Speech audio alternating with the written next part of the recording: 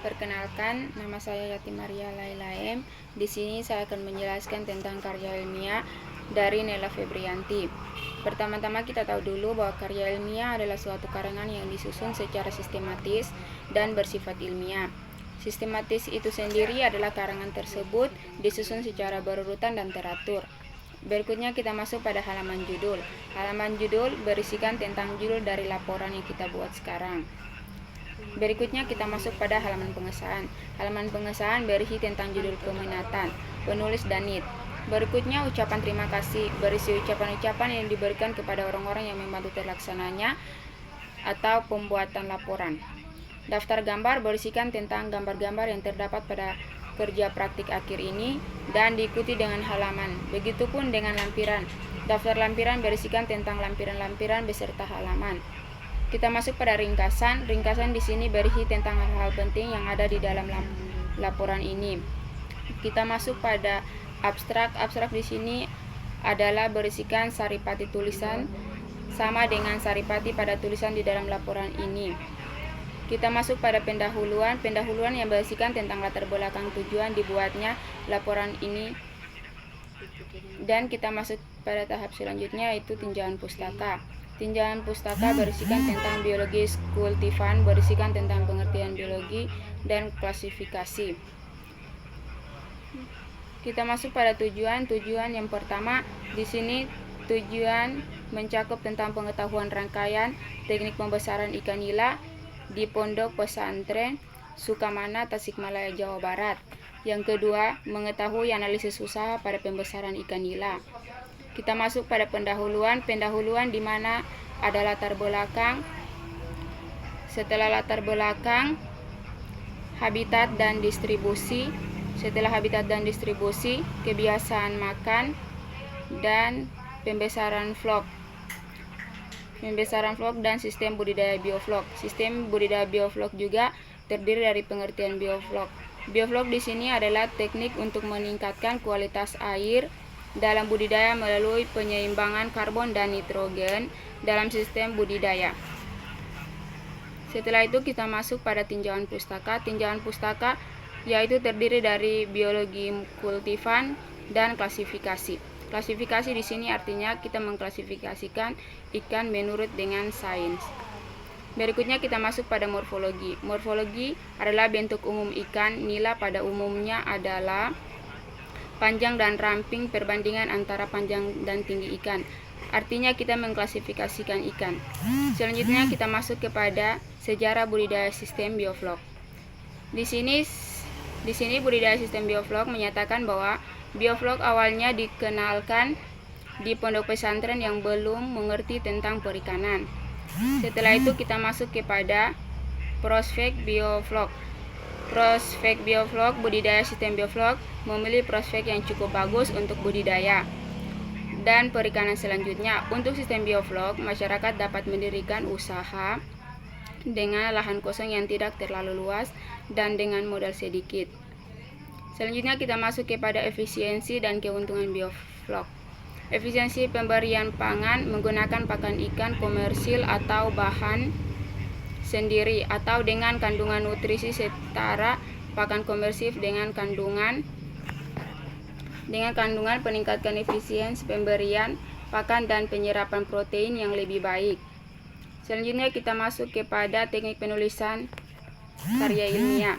Teknik penulisan karya ilmiah di sini ada penggunaan bakteri sebagai media biovlog, mekanisme kerja biovlog, teknik pembesaran ikan nila sistem biovlog, dan teknik pembesaran ikan nila biovlog terdiri dari persiapan wadah, yaitu wadah multifasi. Wadah multifasi di sini yaitu kolam biovlog yang dilengkapi dengan aerasi. Berikutnya kita masuk kepada pembuatan biovlog. Pembuatan biovlog sendiri dilakukan dengan memasukkan 25 liter air budidaya ke dalam akuarium ukuran 60 x 40 x 40 cm, kemudian ditambahkan gula pasir sebanyak 5,36 gram untuk setiap liter air buangan hingga C sampai N menjadi 15. Kemudian diaresi kuat penambahan gula pasir yang dilakukan setiap hari. Kemudian kita masuk kepada seleksi benih. Seleksi benih di sini, sebelum dilakukan penebaran benih, sebaiknya dilakukan seleksi benih guna menjaga keseragaman ukuran benih. Selanjutnya kita masuk kepada aklimatisasi dan penebaran benih. Benih yang ditebar sebaiknya diaklimatisasi terlebih dahulu guna menentukan keberhasilan pada kegiatan pembesaran ikan nila. Berikutnya yaitu pada tebaran. Setelah pada tebaran kita masuk kepada kontrol pertumbuhan. Kontrol pertumbuhan di sini yaitu teknik sampling, average daily growth, survival rate, dan feed conversion ration. Selanjutnya kita masuk kepada nutrisi dan pangan. Nutrisi dan pangan terdiri dari kandungan nutrisi pakan, jenis-jenis pakan, dan program pembenihan pakan. Setelah itu kita masuk kepada aplikasi probiotik.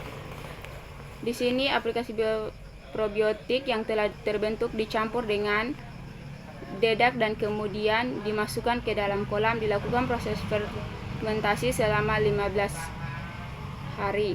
Kemudian kita masuk kepada monitoring kualitas air. Monitoring kualitas air, data hasil pengukuran yang dilakukan pada pagi dan sore hari setiap 2 minggu sekali selama pemeliharaan, didapatkan nilai rata-rata suhu air yaitu pada perlakuan pertama sebesar 29,4 derajat Celcius, sedangkan pada perlakuan kedua yaitu pada 29,2 derajat Celcius. Berdasarkan analisis korelasi suhu terdapat pertumbuhan relatif persen ikan nila Oreochromis sp. Selama masa penelitian dihasilkan R2 sama dengan 38,9%. Dan berikutnya kita masuk kepada monitoring hawa dan penyakit. Monitoring hawa dan penyakit yang pertama hama, hewan yang berukuran lebih besar dan mampu menimbulkan gangguan pada ikan. Yang kedua, penyakit dan penanganan. Penyakit dan penanganannya merupakan penyakit parasit dan larval dan ikan kecil yang disebabkan oleh ektoparasit Trichohodina sp. merupakan ektoparasit yang menyerang atau menginfeksi kulit dan insang.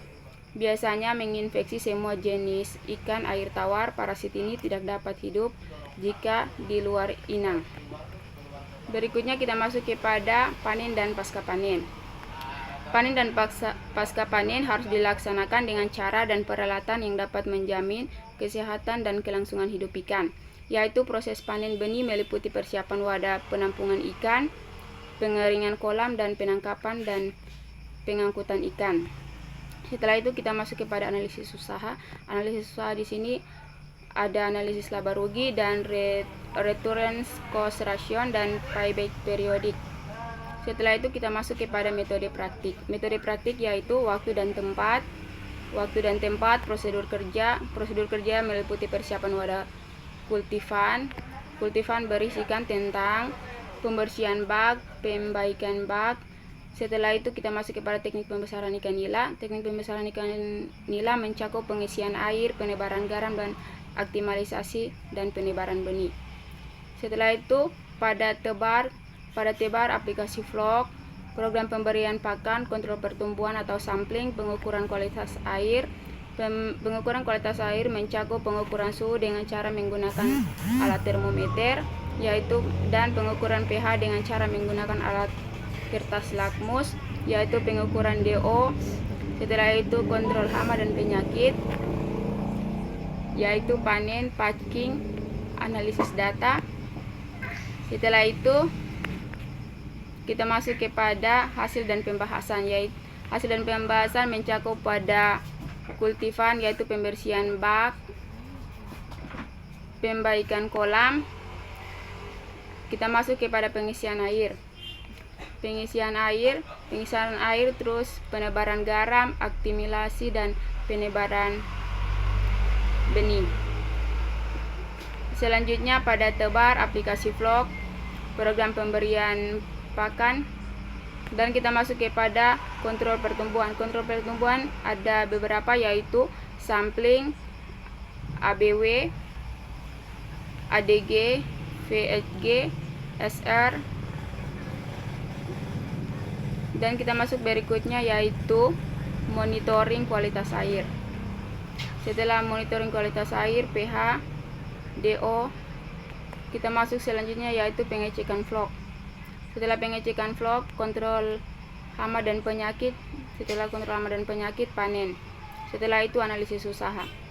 Selanjutnya kita masuk kepada tahap kesimpulan dan saran.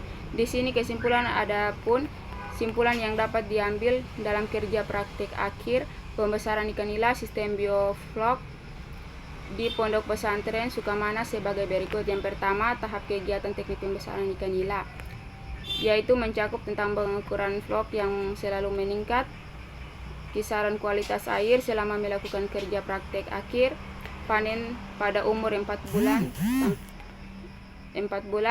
Terus kita masuk kepada tahap penghitungan data yang berisi nilai ADG, data ABW, data SR, dan data FCR, hasil analisis usaha pembesaran ikan nila. Dan kita masuk kepada saran-saran di sini berupa perlu pengadaan alat ukur kualitas air dan alat ukur vlog, serta perlu adanya laboratorium pengecekan penyakit dan kualitas air.